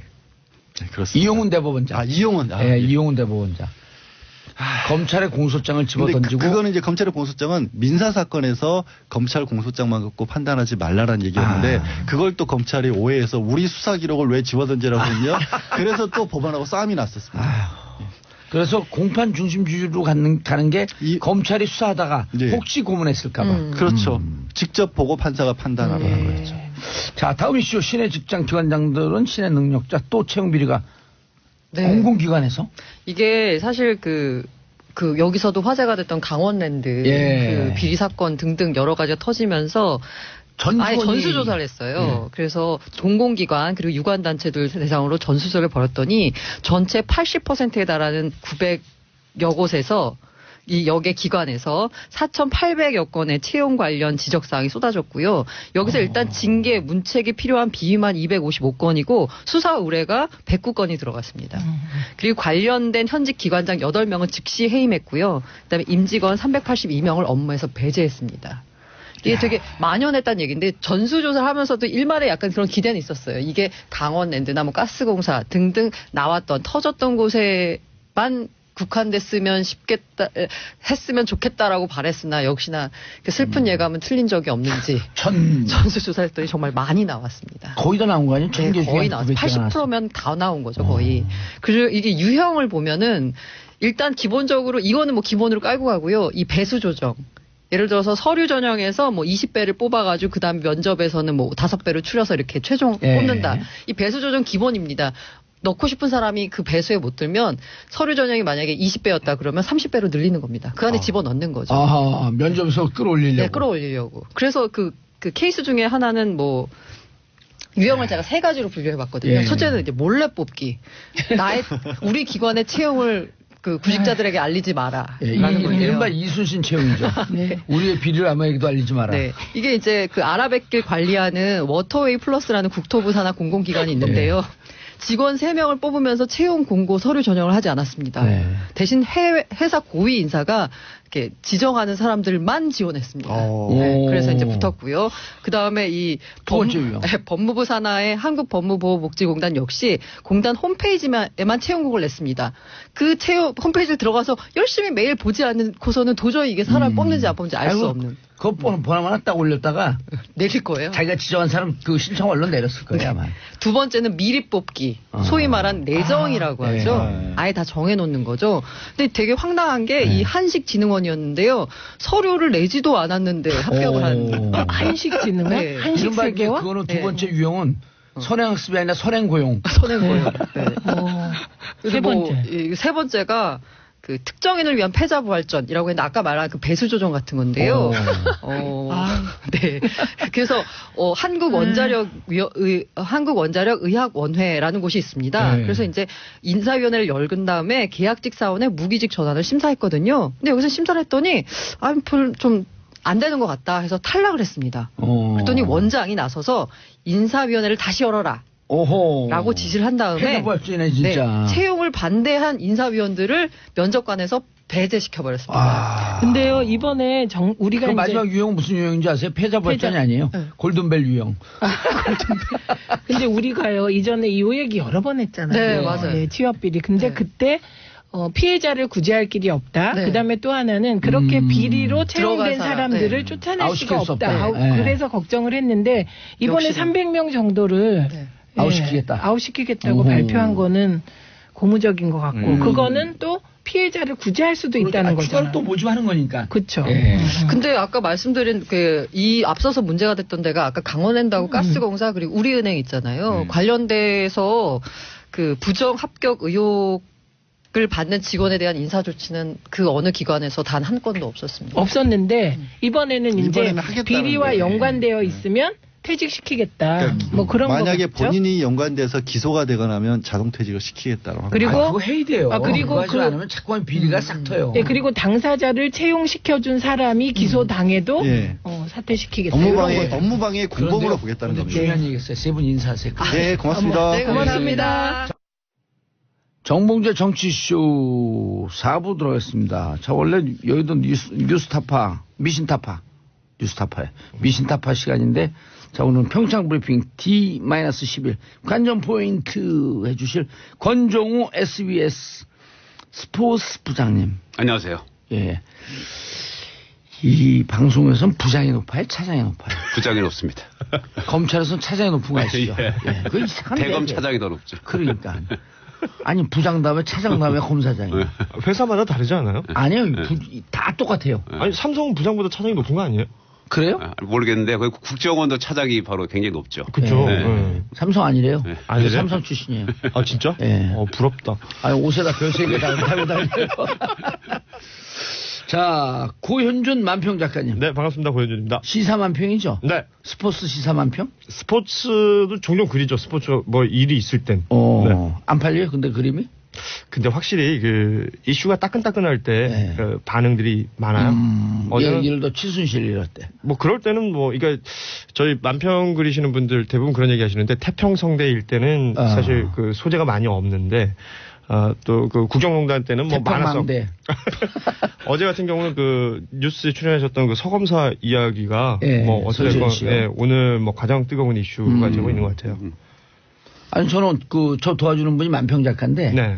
지금 막 페이스북 이런 데다 글 쓰잖아요. 그거 하지 말고 내 캐리커처를 줄 테니까 내가 그 만평을 하는 거로 만평을 통해서 코멘트를 하는 걸로. 예. 이슈에 대해서 그래야지 관심을 끈다. 음. 이러더라고요. 그래서 정치 이슈 하고 계시잖아요. 그래서 제가 그거 좋은 생각인데 그대로 안 할게요. 그래서. 자, 노선영 심석희 논란 빙상연맹 왜 이러나? 네. 이게 작가들이 써준 거예요. 네. 노선영 누구죠? 노인성 선수는 우리나라 스피드 스케이팅 국가대표 여자 선수입니다. 예. 네, 올림픽에 3번 출전했고요. 이번에 나게 되면 이제 4번째 출전하는 그런 선수입니다. 그래서 사실은 예. 뭐 되게 이름이 많이 알려져 있는 선수라기보다는 그 과거에 그 안타깝게 유명을 달랬던 노진규 선수라고 쇼트트랙 선수가 있었어요. 올림픽 앞두고 그 골육종이라는 질병으로 세상을 네. 떠났죠. 이 노진규 선수의 누나로 많이 알려져 있었고 최근에 뭐 다들 뉴스 보셔서 알겠지만 빙상연맹의 그 좀 멍청한 그 행정 처리 때문에 국대 자격을 잃을 뻔했다가 그렇죠. 올림픽 출전 자격을 잃을 뻔했다가 다시 네. 이번에 이제 어렵게 복귀가 된 거죠. 지난주 금요일에 우리가 비정치회담 하고 있었거든요. 사부. 네. 그때 극적으로 러시아 선수들 2명이 빠지면서 그렇죠. 올라왔다. 마이너스 2였었는데 뭐 무슨 얘기인지 모르는데 내가 아는 척했어요. 마이너스 2였어. 어떻게 된 거예요, 그래갖고? 예, 이게 이제 어떻게 되는 거냐면요. 노선영 선수가 나가는 종목이 팀 추월입니다. 단체 경기입니다. 3명이 이제 하는 경기인데요. 그런데 이제 그 국제 빙상연맹 룰에 따르면 개인 종목 출전 자격이 있어야 단체 종목도 나갈 수 있다는 규정이 있어요. 아하. 근데 빙상연맹은 이걸 모르고 노선영 선수가 나갈 수 있다는 걸 그렇게 생각하고 있었는데 뒤늦게 그게 발견했죠. 그러니까 이 선수는 몇 년간 모르고 있다가 계속 훈련만 하다가 올림픽 이제 열흘 앞두고 못 나간다는 얘기를 들었으니까 청참 병력이었죠. 개인 기록을 관리 안 하고 있었던 그렇죠. 선수네요. 예. 팀 관리면 기억 말씀드리냐고. 맞습니다. 팀에서 그래서 역할을. 진짜 기억난다. 그래서 지난번에 우리가 빙상연맹을 빙상의 신이라고 부르잖아요. 빙신. 네. 네. 빙신. 예. 빙신. 그런데 이제 다행히도 러시아 선수들이 도핑 때문에 두 명이 빠지면서요. 노세르 선수가 이제 올라왔습니다. 티켓을 따면서 개인정보 티켓을 따면서 팀 치열에도 나갈 수 있게 되는 그런 일이 벌어졌는데 노세르 선수가 원래 이제 탈락이 확정되자 이제 올림픽하고는 미련이 없다. 그렇죠. 이제 지긋지긋하다 이런 말을 했어요. 예. 그런데 이제 갑자기 상황이 달라지면서 빙상연맹 회장님이 찾아갔습니다. 노세룡을 직접 만난 건 아니지만 노세룡 선수 부모를 찾아가서 정식으로 사과하니까 마음을 돌려가지고요. 노세룡 선수가 어제 대표팀 훈련에 다시 복귀를 했습니다. 복귀했어요. 네, 평창에 나옵니다. 그러니까 빙상 얘기만 하면 지긋지긋한 줄 알았더니 할만하네. 그래서 그 훈련에 복귀하면서 예. 오래전부터 출전하고 싶었던 올림픽인데 다시 기회가 왔는데 감정에 치우쳐서 기회를 잡지 못하면 후회할 것 같았다라는 입장을 내놨어요. 아 뭔가 묵직한 마음의 울림이 느껴지네요. 네. 얼마나 그 선수들 최선을 다해서 몇 년간 준비를 할 거 아니에요. 그런데 여러 가지 우여곡절이 있었지만 결국은 선수는 경기장에서 뭔가 자신의 역량을 발휘할 때 그 의미를 더 하는 것 같아요. 근데 경기장에서 선수는 기록으로 말한다. 이게 그 빙상연맹이 이랬잖아요. 예. 스키협회도 이런 빙상이면 비슷한 아직 이게 끝나지 않았어요. 스키는 그 다음에 좀. 그 뒤에 할게요 그러면. 네. 심석희 선수도 화가 나서. 여기 메달리스트 아니에요. 네. 그럼요. 고2 때 어마어마한 그렇죠. 메달을 땄잖아요. 소치 때 금메달 땄죠. 소치 때 네. 고2인가 그랬었죠. 예. 그리고 키가 커갖고 넌 적절하지 않다. 라는 비난을 받으면서 키가 꽤 커요 진짜로. 175cm 정도 됩니다. 나하고 비슷하네 2m 안 되기는. 예. 분명히 큽니다 심석희 선수. 2m 안 되기는. 아니 그리고 더 커 보이죠. 예, 예. 스케이트를 신었으니까. 그래도 워낙에 슬림한 그렇죠. 친구라 팔다리가 깁니다. 길어요. 예. 굉장히 길어 봤어요? 보여요. 예, 저는 몇 번 봤죠. 오호. 인터뷰도 하고. 만평 그리려고요? 아니요, 뭐 방송 때문에. 근데 그렇게 키가 크면 적절하지 않나요? 알고 그런 건 아닙니다. 키가 크면 일단 그 단거리에서 순발력이 좀 떨어진다는 일부의 뭐 편견도 있는데요. 그 밖으로 튀어나가는 원심력이 뭐 근데 장거리에서는 더 강할 수도 있고요. 그걸 어떻게 일률적으로 얘기하는 좀 그렇습니다. 예. 선수마다 다른데요. 이 심석희 선수는 하나 충격인 게 그 폭행한 코치가 심석희 선수를 10년 동안 가르치는 코치예요. 그러니까 처음에 픽업해서 강릉에 예. 있던 선수를 오. 데리고 와서 훈련을 시켰던 그만큼 어찌 보면 애정이 더 많은 그런데 이 심석희 선수가 최근에 이제 뭐 아시다시피 최민정 선수라는 선수가 치고 나오면서 약간 페이스가 떨어졌다라는 부분이 있었거든요. 그 부분 때문에 글쎄요, 그러니까 올림픽 가서 성적 낼 거냐 말고, 그러니까 성적이 얼마나 매몰돼 있으면 그렇게 가까운 코치 선수 간에 이런 일이 벌어졌을까? 이건 안타까운 거죠. 공교롭게도 문재인 대통령이 진천 선수촌을 그날 방문 안 했으면은 이게 잘 드러나지 않을 수도 있었습니다. 왜 그러냐면 그 문 대통령이 방문하기 하루 전에 폭행이 이루어졌거든요. 예. 그래서 문 대통령 그 자리에 나왔어야 돼. 헤드 테이블에도 앉고, 그렇죠. 예, 쇼트랙 팀하고 단체 촬영할 때 에이스니까 당연히 나왔어야 되는데 그때 모습을 안 드러냈거든요. 컨디션이 안 좋아서 안 나왔던 그때 뭐 이제 이런 기자들이 얘기가 이제 있었죠. 취재를 들어가면서 이게 발각이 된 겁니다. 안 그러면 드러나지 않을 뻔했네요. 않을 뻔했죠. 예. 그렇죠. 근데 빙상연맹 예전부터 우리도 여기 잠깐 한번 다뤘는데 파벌이 이렇게 세고 네. 다 파벌이 우승하느니 차라리 다른 나라 선수가 우승하는 게 낫겠다? 그런 말도 돌고 안현수 선수가 이 파벌에 지긋지긋해갖고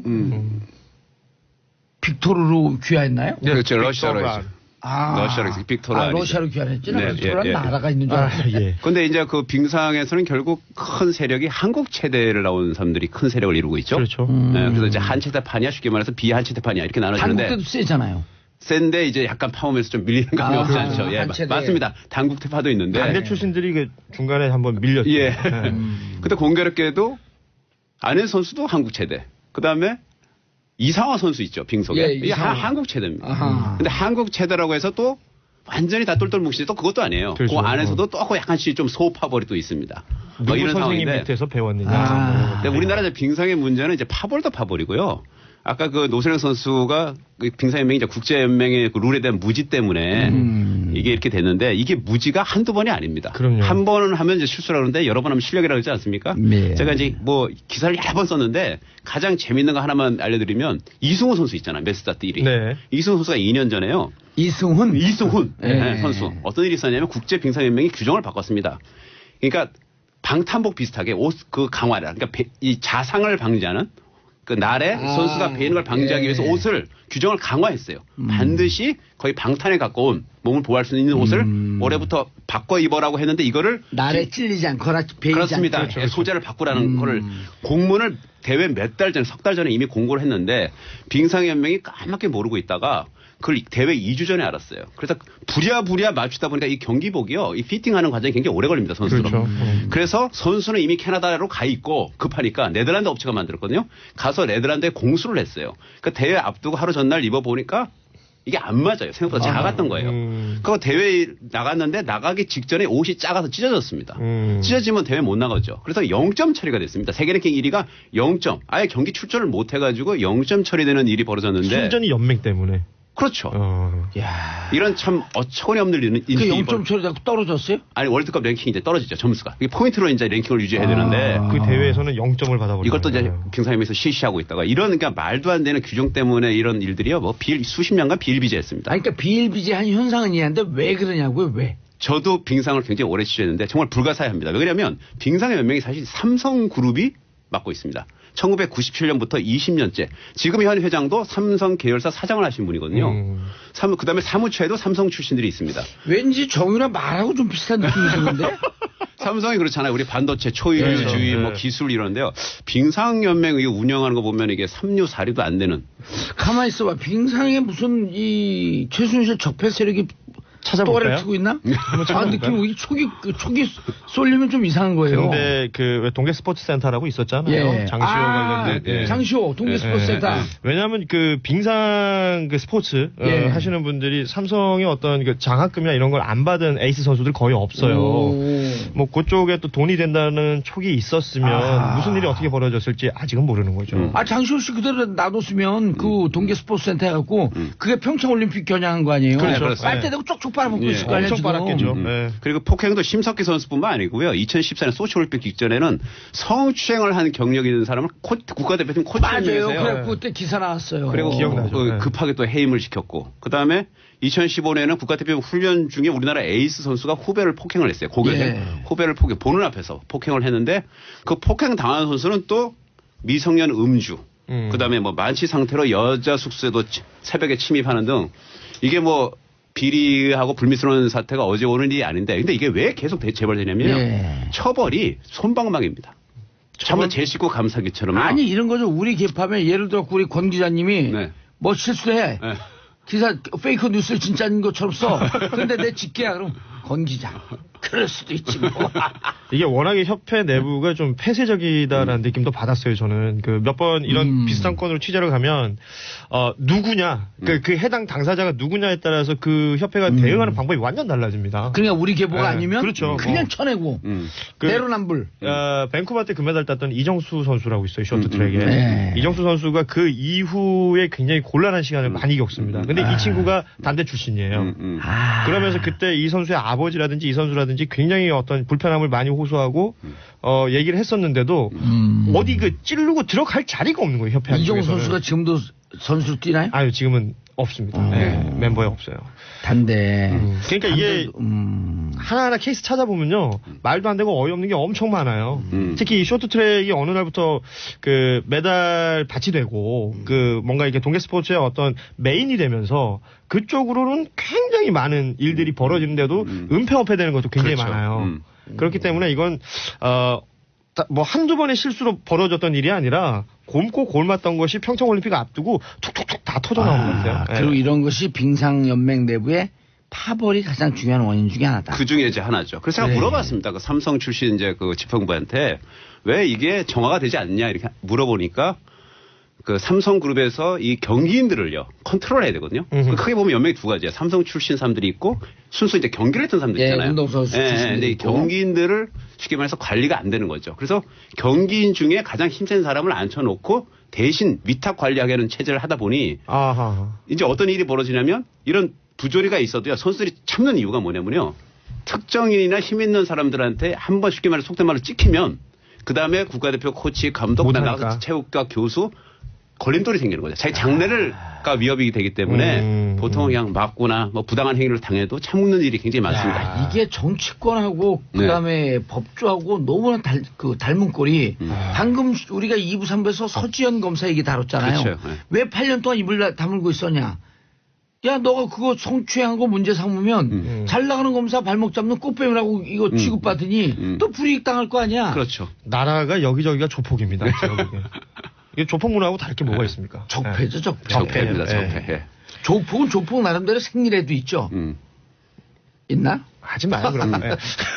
그래서 지금 뭐 시대 정신이 적폐 청산 아니겠습니까? 제가 보기에는 이 평창올림픽 끝나면요, 이 빙상계 체육계도요, 좀 적폐를 확실히 청산해야 될 것 같습니다. 권종호 기자님께 오늘부터 미션을 드릴게요. 적폐 대상을요. 예. 좀 취재를 해다 주세요. 예, 알겠습니다. 구석구석 모르는 게 없으십니다, 진짜. 예. 예. 근데 또 적폐하고 이렇게 친해지면 영향 안 내지 않을까? 그럼 적폐 세력이 되는 거야? 예전에 재밌는 일, 제가 뭐 취재하면서 알게 된 사실이었는데, 그 뭐 한참 정유라 장시호 얘기할 때요. 예. 장시호 씨가 고등학교 때 말 타는 영상을 우리 권부장님이 오. 과거에 취재했던 걸 기억하셔서 끄집어냈어요. 아니, 그래갖고 연대 들어간 거 아니에요. 그 말 타갖고. 그렇죠. 그때 고등학교 때 승마 선수였잖아요. 그렇죠. 그 장면, 말 타는 장면이 그 다 SBS만 있습니다. 그걸 제가 기억을 해가지고 그때 한번 이게 그렇죠. 모닝와이드도 보도가 됐고 팀에 맞아요. 그리고요. 네. 그 SBS에서 정유라 어렸을 때 4학년인가 5학년 때 꿈나무로 그러고 SBS에서만 보도했어요. 여기 무슨 적폐세라고 연관이 되는 거 왜 이래 이게? 기억나시죠? 그건 아닙니다. 그건 아니에요. 그때 어떻게 알았겠습니까? 아니 뭔가 이상해. SBS 삼성 같은 S? 아니죠. 이거 이상한데? 예. 아무튼 잘못 튀었어요. 제가 그렇죠. 예. 그건 아니고요. 아니 근데 어떻게 정유라만 보도를 하냐고. 아까 그 스키협회 잠시 얘기했었는데 스키협회도 비슷한 일이 있었어요. 24일에 그 결단식이 있었거든요. 그러니까 단복까지 입고 현장에 나타났던 국가대표 선수가 결국 대회 못 나가게 됐습니다. 이것도 역시 왜요? 스키협회가 규정을 잘못 알았어요. 그래서 뭐 예전에는 500위 안에 있던 선수가 올림픽 출전권이 있었다라고 그랬는데 이게 320위로 바뀌었거든요. 320위로. 네, 그러면 180명이 없어지는 건데 그걸 모르고 있었던 거예요. 이게 알파인 스키가 이제 속도하고 기술 두 파트로 나눠지는데 이 파트에 이제 결국 남녀 한 명씩 4명이 출전할 수 있게 되는 거고 결국 단복을 입고 현장에 나왔던 경성현 선수는 결국 이제 올림픽 며칠 앞두고 올림픽에서 빠져버린 거죠. 경 무슨 선수요? 경성현 선수. 경성현 선수입니다. 그러니까 우리나라가 이제 그 평창 올림픽을 오래전에 6년 반 전에 이제 유치하지 않았습니까? 그럼 대한체육회도 이제 사실상 준비가 부실했어요. 제가 이제 어떻게 보면 몇 년 동안 아시다시피 김종 전 차관의 일바 그 신년으로밖에 못했거든요. 대한체육회가 그러면서 올림픽 준비가 못했고, 그러니까 대한체육회 밑에 그 빙상연맹과 스키협회를 제대로 관리 감독해야 되는데 그게 이루어지지 않았고요. 스키협회도 아시다시피 지금 롯데그룹이 다 하고 있지 않습니까? 스키는 지금 그렇죠. 회장께서 지금 계속 뭐 법적인 문제로 자꾸 그죠? 검찰청을 들락날락하면서요. 아니 그래갖고 그 롯데 제2롯데월드 보게 되면 그 끝이 두 개가 그렇게 뾰쭉 솟아있어요. 그게 스키처럼 보인다고. 그렇죠. 스키 앞날처럼 보이더라고. 그런 거 같기도 하네요. 그럼요. 스키협회로 상징하고. 깔때기를 여기저기 다 갖다 대죠. 아니, 그리고 전체를 크게 보면 보드처럼 보여요. 보드 갖고 그 차 위에 이렇게 얹는 거 있잖아요. 그렇죠. 그다음에 캐리어. 네, 비슷하게 생겼네요. 그러고 보니까. 아, 그 롯데군요. 네. 근데 롯데도 스키협회를 맡고 있으니까 지금 정신없어서. 그렇습니다. 협회 자체가 제대로 운영이 안 되는 걸 수도 있죠. 근데 정신없다는 건 핑계고요. 평상시에 정상적으로 기업 운영하면 왜 이런 봉변을 당하게, 봉변도 아니야. 정상적으로 당하는 거지. 부끄러운 일이죠, 사실은. 형제들끼리 왜 싸워? 우애 좋게 지내야지. 자, 더 이상 선수들이 흔들리는 일 없어야 할 것. 예. 시 이제 작가들이 써준 겁니다. 오, 사라졌어, 작가가. 자, 평창 10일 남았는데요. 네. 이번 동계올림픽 관전 포인트 하이라이트. 뭐 굉장히 많습니다. 뭐 궁금한 거 물어보시죠. 쇼트랙. 네. 쇼트랙이요. 스피드 스케이팅. 아까 매스 스타트 이승훈 선수 유력한 금메달 후보. 그렇죠. 현재 세계 랭킹 아니, 1위. 저 티켓. 제가 개인적으로 생각할 때 장사 잘 되고 가장 관전 포인트는요. 이상화 선수가 과연 3회 연속 우승을 하느냐 못하느냐입니다. 그렇죠. 이게 굉장히 동계올림픽에서요. 그 전에 우승했어요, 이상한 선수가. 그럼요. 2회 연속 우승. 2010년 밴쿠버, 2014 소치까지 다 우승을 했고 이번에 하면 3회 연속이 돼요. 3회 연속이 몇 메타? 500m. 500. 최단거리. 네. 근데 이제 일본의 고다이라 나오는 선수가요 있습니다. 천천히 얘기해 주세요. 네. 일본의 누구요? 고다이라 나오. 고다이라 나오? 예. 그 이 선수가 있는데 이번에 아마 그 일본 대표팀 간판 선수인데요. 이번에 그 주장이라 그러던데 예. 국가대표팀. 예. 몇 년? 고다이로 나와. 예. 나오. 나와. 고다이라 나오. 그냥 제일 먼저 나와. 예. 되게 빨라요. 몇 년 전만 해도 이상화 선수가요. 별 거들떠보지도 않았어요. 아, 그러니까. 일본에 뭐 저런 애가 있구나. 제가 네. 운동을 좋아해갖고 빙상 관계자들 했더니 이상한 선수는 진짜 100년에 한 번 나올 것 같은 그렇죠. 선수라는 거예요. 대단한 선수죠. 대단한 선수죠. 그런데 갑자기 이 선수가 네덜란드 코치한테 배우더니 기록이 수직으로 상승했습니다. 그래요. 일치월장. 그래서 지금 최근에 23번 국제대회에서 연속 우승했고 이번 시즌에 이상원 선수하고요 7번 맞대결 했는데 7번 다 이겼어요. 그럼 우리도 네덜란드 히딩크를 데리고 오면 되지 않나? 곤란하죠. 히딩크가 아니면- 스케이트 타는지도 모릅니다. 저는. 그렇죠. 네. 예. 그래서 아니면 누구 있죠? 베트남에 박항서. 진짜 여기저기 엄청 튄다. 아유. 근데 다행인 거는 기록 차이가 예. 0.2초대로 지금 좁혔어요. 최근에 0.2초 좁혔고 이번 500m 변수는 하나 있습니다. 이때까지 500m는요 2번을 뛰어서 합계를 냈습니다. 그렇죠. 근데 평창에서 처음으로 500m 단 한 번의 기록으로 금은동을 가립니다. 단판 승부입니다. 원샷 원킬. 예, 어떻게 될지 모릅니다. 변수가 상당히 많습니다. 그렇죠. 네. 그리고 일본 고다에라 나우 선수는 아무래도 여기가 홈이니까. 그렇죠. 아니죠. 이상한 선수가 홈이죠. 이상한 선수가 그러니까 이제 상당히 유리하죠. 남의 나라에서니까 우리 속담이 그것도 있잖아요. 개도 지 앞마당에서는 50% 맞습니다. 먹고 들어간다고. 예, 예. 아무튼 이상화 선수가 일단은 올림픽 2번의 금메달을 땄던 그 경험 예. 이걸 무시 못할 것 같고요.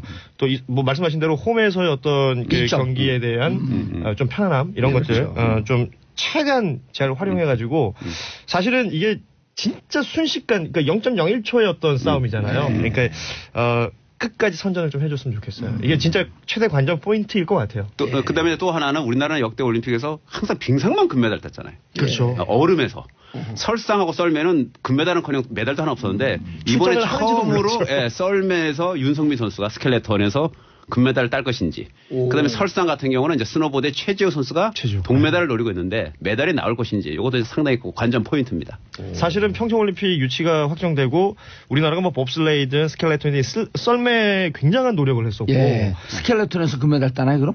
지금 봅슬레이? 굉장히 유력합니다. 지금 윤성민 선수는 현재 세계 랭킹 1위입니다. 네. 이게 또 듀크루스라는 선수가 있어요. 이 선수 되게 특이한 게 올림픽에서는 큰 성과를 못 내는데 월드컵에서는 계속 1등했던 선수거든요. 8년 연속 세계 랭킹 1위였어요. 근데 지금 윤성민 선수가 이번 시즌은 뒤집었어요. 두크루스를 앞섰습니다.